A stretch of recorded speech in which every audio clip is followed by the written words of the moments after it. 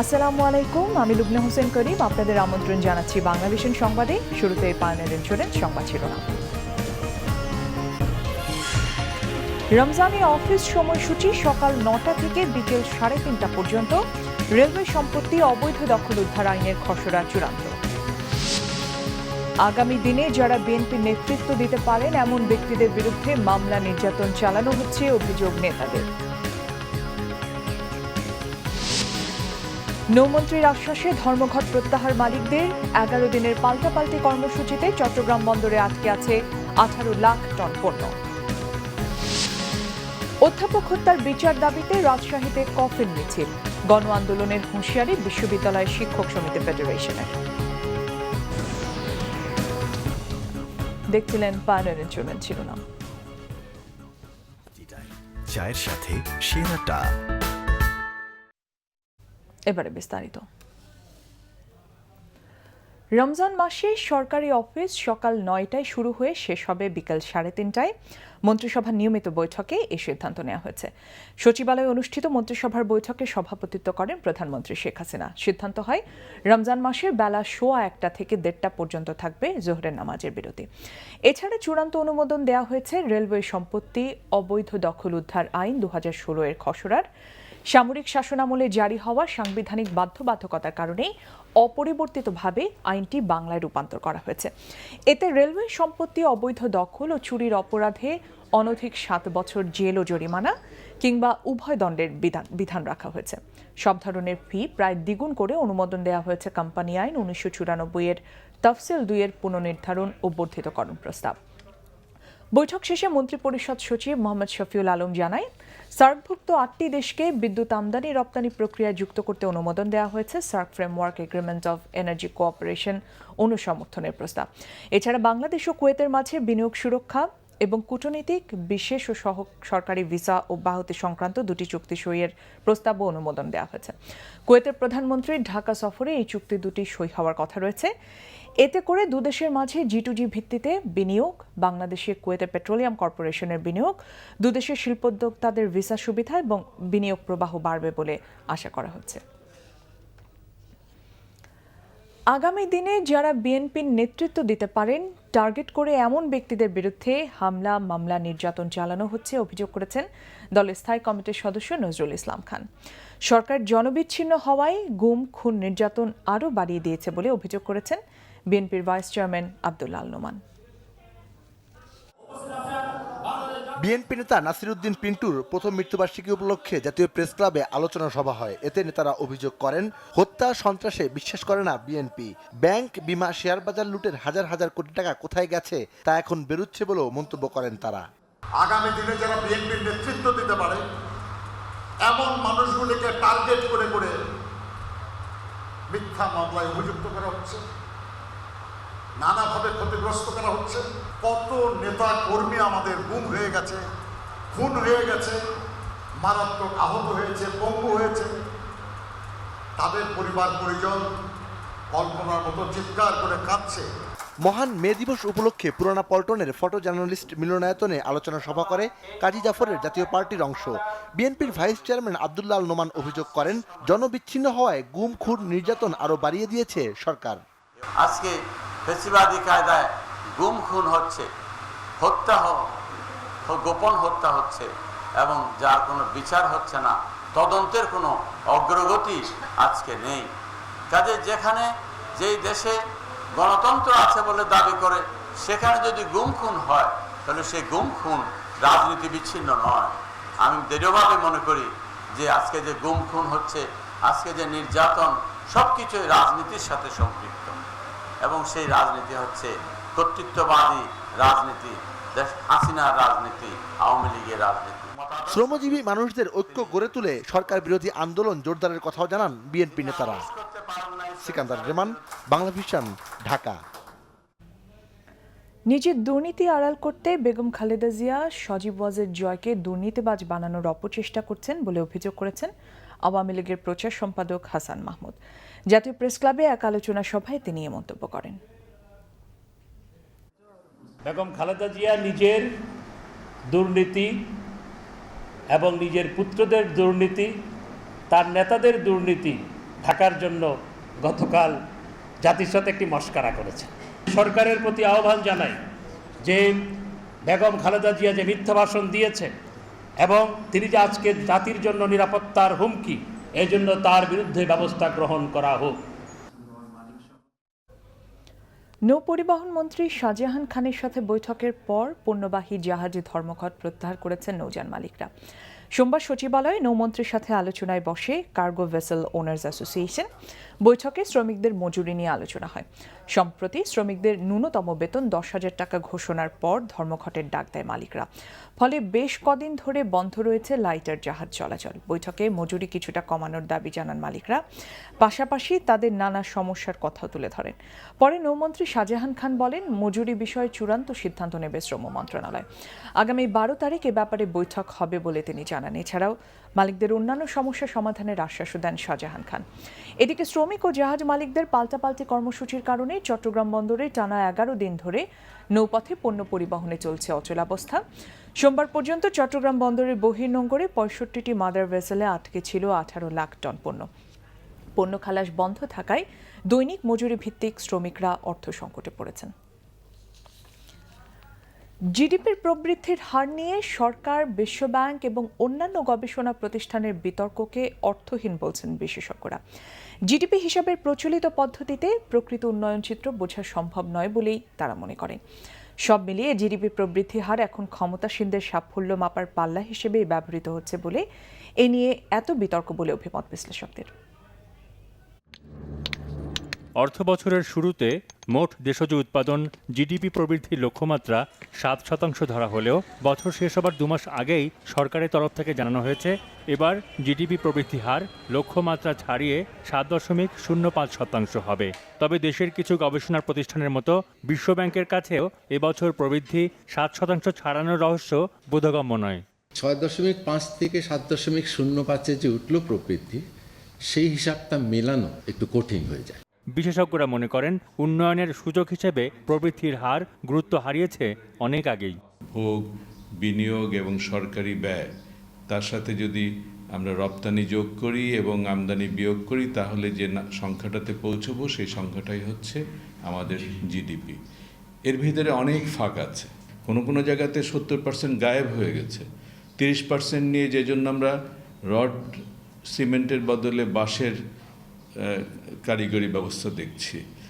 এই ধরনের জিনিস যেখানে যে দেশে ঘটছে, সেখানে এই ধরনের সংখ্যা যা পরিমিত হচ্ছে খরচের ভিত্তিতে, এটাকে কিন্তু নিয়ে আর আলোচনা করা যায় না। তখন একদিকে সরকারের পক্ষ থেকে নিজেদের সাফল্য প্রমাণের তথ্য বিকৃতি করা হচ্ছে, অন্যদিকে বিশ্বব্যাংক এত বছর জিডিপি নির্ণয়ের যে পদ্ধতিকে সমর্থন করে এসেছে, এখন যেন রাজনৈতিক পরিস্থিতির কারণেই ভুল পাল্টে ফেলেছে প্রতিষ্ঠানটি।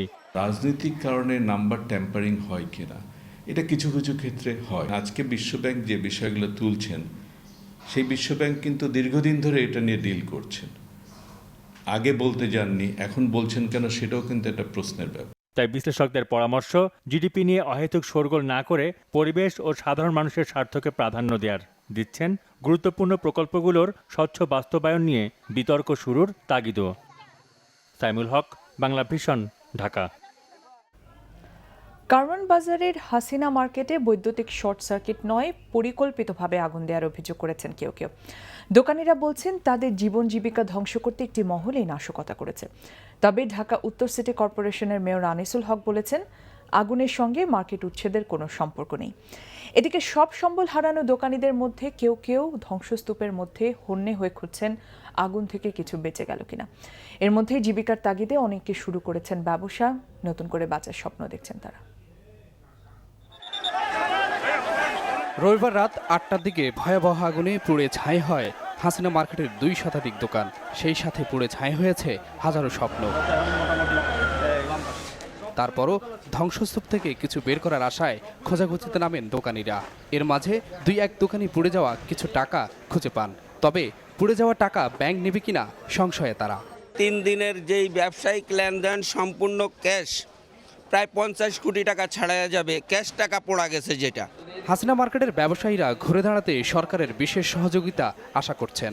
না, কোনো মতি না। গতবার এইরকম আশা শেষ দেশে যা জায়গা জমি যা ছিল সব বেছে নিয়ে আবার করছিলাম। এবারকার খারানোর মতন রাস্তা নেই। আমরা তো বাইরে কান্নাকাটি করতে আসি, এরপরে রাত্রে 12টার পরে আমরা মার্কেট ঢুকে দেখতে সব জেলে হয়ে গেছে। এখন যে কন্ডিশনটা হয়ে গেছে সেটা দেখেন আমরা কোথায় দাঁড়াবো সেটা চিন্তা করে পারতেছি না, সব দিক দিয়ে অসহায় গেলাম। সরকার যদি আমাদের জন্য কিছু করে হয়তো দেখা যায় আমরা বাঁচতে পারবো। ধ্বংসস্তূপের মাঝে অনেকেই শুরু করেছেন ব্যবসা। এই ধ্বংসস্তূপের দুপুরে দাঁড়ায় আবার চেষ্টা করতেছি যাতে আবার ঘুরে দাঁড়ানো যায়। দোকানিরা নাশকতা সন্দেহ করলেও ফায়ার সার্ভিস বলছে বৈদ্যুতিক শর্ট সার্কিট থেকে আগুনের সূত্রপাত। যখন আগুনটা লাগে তার আধা ঘন্টা আগে কারেন্ট চলে গেছে, তো এর ভিতরে এইভাবে কেউ যদি বলে যে শর্ট সার্কিট আগুন লাগছে, সেটা কোনোভাবে পসিবল না। তবে মনে হচ্ছে যে জায়গায় কোনো ষড়যন্ত্র। একটি জায়গা থেকে যদি কেউ যেতে হয় তাহলে তাদের অনেক সুবিধা অসুবিধা আছে, আলোচনার মাধ্যমে হচ্ছে এবং এটা শেষও হবে আলোচনার মাধ্যমে। সুতরাং এবং তারা মোটামুটিভাবে সবাই রাজি হয়ে গেছেন। এর মধ্যে ক্ষতিগ্রস্ত ব্যবসায়ীদের তালিকা করছেন জেলা প্রশাসন, আশ্বাস ক্ষতিপূরণের। কোনো অবস্থাতে যাতে কেউ ক্ষতিগ্রস্ত ব্যক্তি বাদ না যায়, এটাই চেষ্টা করি আর কি। যত দ্রুত পারা যায় তাদেরকে সাহায্য সহযোগিতা করা হয় আর কি। এই তদন্ত কমিটি কিছুই দিতে পারবে না আমাদেরকে। আগুনে পুড়েছে দোকান, পুড়েছে স্বপ্ন, তারপরও সবার সহযোগিতায় আবারও নতুন করে হাল ধরতে চায় ব্যবসায়ীরা। প্রতিটি আগুনের ঘটনায় তদন্ত কমিটি করা হয়, কিন্তু সে তদন্ত কমিটির প্রতিবেদন কখনোই আলোর মুখ দেখে না। এমন অভিযোগ করে ব্যবসায়ীরা বলছেন, আগুনে পুড়ে যেই পরিমাণ ক্ষয়ক্ষতি হয়েছে তা কখনো কাটিয়ে ওঠা সম্ভব নয়। সরকারের পক্ষ থেকে যে সহায়তা দেওয়ার আশ্বাস দেওয়া হয়েছে তা বাস্তবে রূপ নিলে নতুন করে বাঁচার স্বপ্ন দেখবেন ব্যবসায়ীরা। SM Foyez, Bangla vision, Dhaka. শিক্ষক সহ সব হত্যার বিচারে প্রশাসন ব্যর্থ হলে শিক্ষক ছাত্র জনতাকে সাথে নিয়ে গণ আন্দোলনের হুঁশিয়ারি দিয়েছে বিশ্ববিদ্যালয় শিক্ষক সমিতি ফেডারেশন। দেশের পরিস্থিতিকে ভয়াবহ উল্লেখ করে সব রাজনৈতিক দলের মধ্যে ঐক্যমত্য করার পরামর্শ দেন সংগঠনের নেতারা। এদিকে অধ্যাপক রেজাউল করিম হত্যার বিচারের দাবিতে কফিন মিছিল করেছে রাজশাহী বিশ্ববিদ্যালয়ের শিক্ষার্থীরা। প্রতিবাদ হয়েছে সারা দেশের বেশ কিছু বিশ্ববিদ্যালয়ে। রাজশাহী বিশ্ববিদ্যালয়ের অধ্যাপক রেজাউল করিম হত্যার প্রতিবাদে দশম দিনের মতো রাজপথে সোচ্চার শিক্ষক শিক্ষার্থীরা।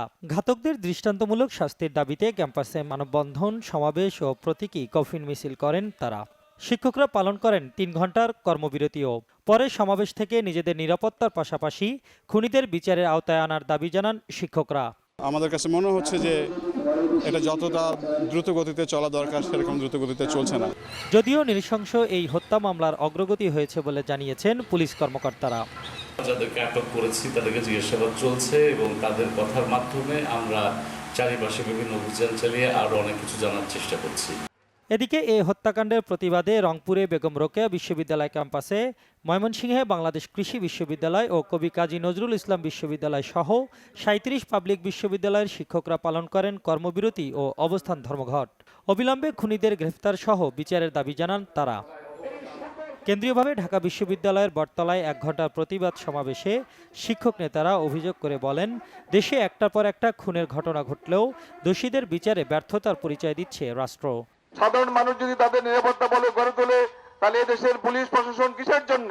আপনারা ঘুমিয়ে থাকেন না, আপনারা অ্যাকশনে যান। যদি আপনারা ব্যর্থ হন তাহলে ঢাকা বিশ্ববিদ্যালয় জানে কিভাবে ওদেরকে শাস্তি করতে হয়। বিশ্ববিদ্যালয় যখন গর্জিয়ে উঠে তখন পুলিশ প্রশাসন নয়, পাকিস্তানি সমরযন্ত্র টিকতে পারেন নাই। কেবল বিশ্ববিদ্যালয়ের শিক্ষকদের জীবনে নয়, গোটা জাতির জীবনেই একটা খুব বড় সমস্যা, খুব একটা বড় সংকট হিসেবে দেখা দিয়েছে। রাজনৈতিক দলগুলো আজকে অন্তত এই হত্যাকাণ্ড বন্ধ করা এবং ইসলামী জঙ্গিবাদ নামে যে ঘটনার আমরা মোকাবেলা করছি এর সমাধানের জন্য একটা বৃহত্তর ঐক্য দরকার। সব হত্যার বিচারের দাবিতে 4 মে স্বরাষ্ট্রমন্ত্রীর কাছে স্মারকলিপি দেওয়ার কথাও জানান শিক্ষকরা। সকাল 10টা থেকে 1টা পর্যন্ত 3 ঘন্টার কর্মবিরতির কারণে ক্লাস হয়নি ঢাকা বিশ্ববিদ্যালয়ের বেশিরভাগ বিভাগেই। মিজানুর রহমান সবুজ, বাংলা ভিশন, ঢাকা। সংবাদে গ্রেট ফল সিরামিক্স সংবাদ বিরতি, সাথেই থাকুন, ফিরে এসে থাকছে। লিবিয়ার ভিসাপ্রাপ্ত 74 জনকে 10% সুদসহ 3 মাসের মধ্যে টাকা ফেরত দিতে সংশ্লিষ্ট এজেন্সিগুলোকে আপিল বিভাগের নির্দেশ। আওয়ামী লীগ ও বিএনপির রাজনীতিকে পণ্য বানিয়ে ব্যবসা করছে, মন্তব্য জাতীয় পার্টির কো চেয়ারম্যান জিএম কাদেরের।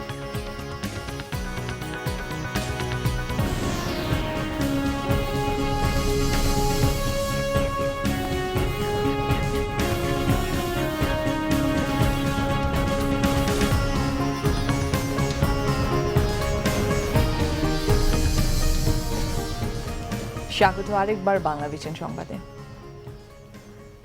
লিবিয়ার ভিসাপ্রাপ্ত ৭৪ জনকে ১০% সুদসহ ৩ মাসের মধ্যে তাদের জমা দেওয়া অর্থ ফেরত দিতে সংশ্লিষ্ট এজেন্সিগুলোকে নির্দেশ দিয়েছেন আপিল বিভাগ। এসব ব্যক্তিদের পররাষ্ট্র মন্ত্রণালয়কে অনাপত্তিপত্র দিতে হাইকোর্টের দেয়া আদেশ স্থগিত করে সোমবার প্রধান বিচারপতির নেতৃত্বে ৪ সদস্যের আপিল বেঞ্চ আদেশ দেন। গত বছরের ১৯ নভেম্বর পররাষ্ট্র মন্ত্রণালয় এক স্মারকে লিবিয়ায় চলমান পরিস্থিতিতে সেখানে বাংলাদেশি নাগরিকদের ওপর ভ্রমণের নিষেধাজ্ঞা দেয়। এর মধ্যে ৭৪ ব্যক্তি লিবিয়া যেতে পররাষ্ট্র মন্ত্রণালয় থেকে অনাপত্তিপত্র দেওয়ার নির্দেশনা চেয়ে রিট করেন। প্রাথমিক শুনানি নিয়ে চলতি বছর ৩ এপ্রিল হাইকোর্ট রুল সহ অন্তর্বর্তীকালীন আদেশ দেন। আবেদনকারীদের যারা ভিসা পেয়েছেন তাদের ১৫ দিনের মধ্যে এনওসি দিতে পররাষ্ট্র মন্ত্রণালয়কে নির্দেশ দেন হাইকোর্ট। এই আদেশ স্থগিত চেয়ে রাষ্ট্রপক্ষ আবেদন করলে তা নিষ্পত্তি করার আদেশ দেন আপিল বিভাগ। পুঁজিবাজারে বাড়তি বিনিয়োগ কমাতে ব্যাংকগুলোকে শেয়ার বিক্রি না করে কেন্দ্রীয় ব্যাংকের কাছ থেকে বিকল্প নীতি সহায়তা নেওয়ার পরামর্শ দেওয়া হয়েছে। আজ এক সংবাদ সম্মেলনে কেন্দ্রীয় ব্যাংকের মুখপাত্র ও নির্বাহী পরিচালক শুভঙ্কর সাহা কথা জানান। বিকেলে এক ব্রিফিংয়ে শুভঙ্কর সাহা জানান, পুঁজিবাজারে অতিরিক্ত বিনিয়োগ সমন্বয়ে কেন্দ্রীয় ব্যাংক নীতি সহায়তা দেওয়া শুরু করেছে। এই নীতির মধ্য দিয়ে পুঁজিবাজারে টানা দরপতন কমবে বলে মনে করছেন কেন্দ্রীয় ব্যাংক। এই সুবিধা নিতে এরই মধ্যে 2টি ব্যাংক আবেদন করেছে, বাকি 8টি ব্যাংকও আবেদনের মাধ্যমে এই সুবিধা নিতে পারবে। এই ব্যবস্থার ফলে ব্যাংকগুলোর নিজস্ব সাবসিডিয়ারি মূলধন বৃদ্ধির পাশাপাশি পুঁজিবাজারে বিনিয়োগ সীমা আইনি বাধ্যবাধকতার মধ্যে নেমে যাবে। এর আগে সোমবার দুপুরে মুদ্রা পাচার ও সন্ত্রাসমূলক কর্মকাণ্ডে অর্থায়ন প্রতিরোধ ব্যবস্থা মূল্যায়নে এশিয়া প্যাসিফিক গ্রুপ এপিজির সাথে বাংলাদেশ ব্যাংকের বৈঠককে রুটিন বৈঠক বলে মন্তব্য করেন শুভঙ্কর সাহা। আওয়ামী লীগ বিএনপি রাজনীতিকে পণ্য বানিয়ে ব্যবসা করছে, এমন মন্তব্য করেছেন জাতীয় পার্টি কো চেয়ারম্যান জিএম কাদের। সোমবার বিকেলে রাজধানীর টিসিবি ভবনে জাতীয় যুব সংহতি ঢাকা মহানগর উত্তরের দ্বিবার্ষিক সম্মেলনে জিএম কাদের এসব মন্তব্য করেন। এ সময় তিনি জাতীয় পার্টির নেতাকর্মীদের উদ্দেশ্যে বলেন, বড় দুটি দলই টেন্ডারবাজি, দলীয়করণ, দুর্নীতিতে ব্যস্ত। জনগণ এই রাজনীতি থেকে উদ্ধারের পথ খুঁজছে। একমাত্র জাতীয় পার্টি পারে জনগণের আশা পূরণ করতে। সম্মেলনে বিরোধী দলীয় নেতা বেগম রওশন এরশাদ দেশের ক্রমবর্ধমান বেকার সমস্যা সমাধানে উদ্যোগ নেওয়ার আহ্বান জানান। মুক্তিযুদ্ধের সময় মানবতা বিরোধী অপরাধে দেয়া মৃত্যুদণ্ড পুনর্বিবেচনা চেয়ে জামায়াতের আমির মাওলানা মতিউর রহমান নিজামের আবেদন শুনানির জন্য কার্যতালিকায় এসেছে। মঙ্গলবারের কার্যতালিকায় প্রধান বিচারপতির নেতৃত্বাধীন আপিল বিভাগের বেঞ্চে 4 নম্বর ক্রমিকে শুনানির জন্য রাখা হয়েছে। সোমবার সুপ্রিম কোর্টের ওয়েবসাইটে এই কার্যতালিকা প্রকাশ করা হয়। 10 এপ্রিল নিজামের আইনজীবীর সময়ের আবেদন মঞ্জুর করে 3 মে শুনানির জন্য দিন ঠিক করেছিলেন প্রধান বিচারপতির নেতৃত্বে আপিল বিভাগের বেঞ্চ। এদিকে মানবতা বিরোধী অপরাধ মামলায় কিশোরগঞ্জের শামসুদ্দিন রাজাকার সহ 5 জনের বিরুদ্ধে রায় দেওয়া হবে আগামীকাল। সোমবার বিচারপতি এম আনোয়ারুল হকের নেতৃত্বাধীন 3 সদস্যের আন্তর্জাতিক অপরাধ ট্রাইব্যুনাল রায়ের এই তারিখ ঠিক করে। তাদের বিরুদ্ধে হত্যা, অপহরণ, নির্যাতন, লুটপাট ও অগ্নিসংযোগ 7টি অভিযোগ আনা হয়েছে। রাষ্ট্রপক্ষের আইনজীবী বলছেন, মামলায় সন্দেহাতীতভাবে প্রমাণিত হওয়ায় সর্বোচ্চ শাস্তি আশা করছেন তারা। গত 11 এপ্রিল এই 5 জনের বিরুদ্ধে মামলা কার্যক্রম শেষে রায় ঘোষণা অপেক্ষমান রাখে ট্রাইব্যুনাল। 5 জন হলেন শামসুদ্দিন আহমেদ, তার ভাই নাসির উদ্দিন আহমেদ, গাজী আব্দুল মান্নান, হাফিজউদ্দিন এবং আজহারুল ইসলাম। এদের মধ্যে শামসুদ্দিন আহমেদ কারাগারে আটক আছেন, অন্য 4 জন পলাতক। সংবাদে আবারও গ্রেট ফল সিরামিক্স সংবাদ বিরতি, ফিরে এসে থাকছে।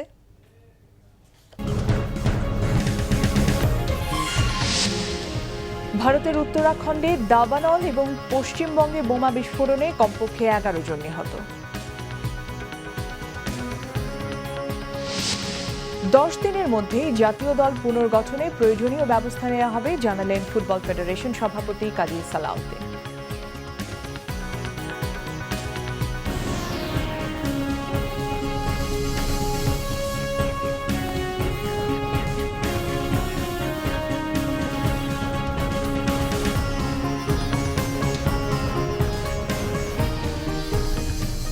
আরও একবার স্বাগত বাংলাভিশন সংবাদে। চলে যাচ্ছি আমিন জুয়েলার্স আন্তর্জাতিক সংবাদে।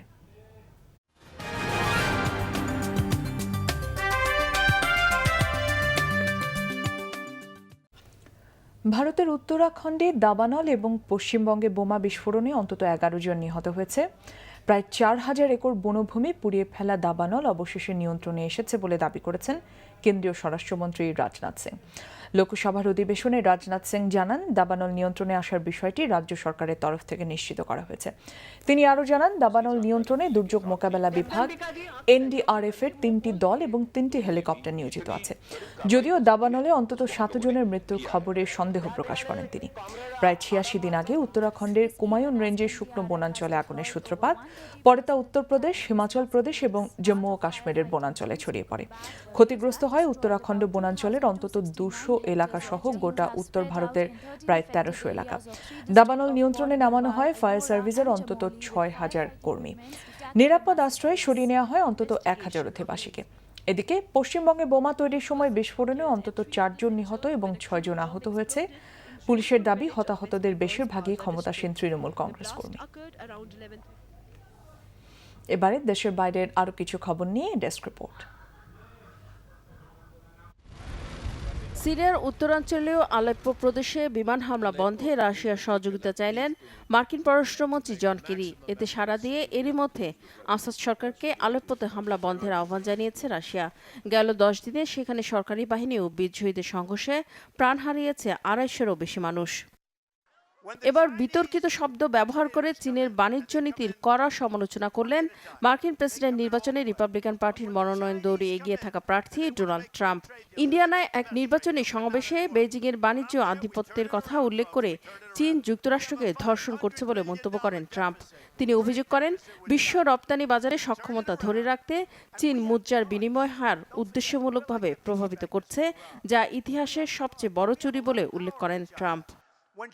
তুষার ধসে নিখোঁজ হয়ে যাওয়ার 16 বছর পর হিমালয় পর্বতের একটি হিমবাহে 2 মার্কিন পর্বতারোহীর মৃতদেহ পাওয়া গেছে। 1999 সালে বিশ্বখ্যাত পর্বতারোহী অ্যালেক্স লুয়ে ও তার ক্যামেরা পার্সন ডেভিড ব্রিস তুষারের নিচে চাপা পড়েন। 50 বছরের বেশি সময় পর কিউবার দিকে যাত্রা শুরু করেছে মার্কিন প্রমোদ তরী। অন্তত 700 যাত্রী নিয়ে স্থানীয় সময় সোমবার সকালে তরীটি হাভানায় পৌঁছার কথা রয়েছে। এর মধ্য দিয়ে দুদেশের সম্পর্ক আরও জোরালো হওয়ার আশা করছেন বিশ্লেষকরা। মার্কিন প্রেসিডেন্ট বারাক ওবামার কিউবা সফরের পর গেল সপ্তাহে কিউবান নাগরিকদের উপর থেকে সমুদ্রযাত্রার নিষেধাজ্ঞা তুলে নেয় যুক্তরাষ্ট্র। রিফাত জামান, বাংলাভিশন নিউজ ডেস্ক। ক্লেমন খেলা সংবাদ এবার।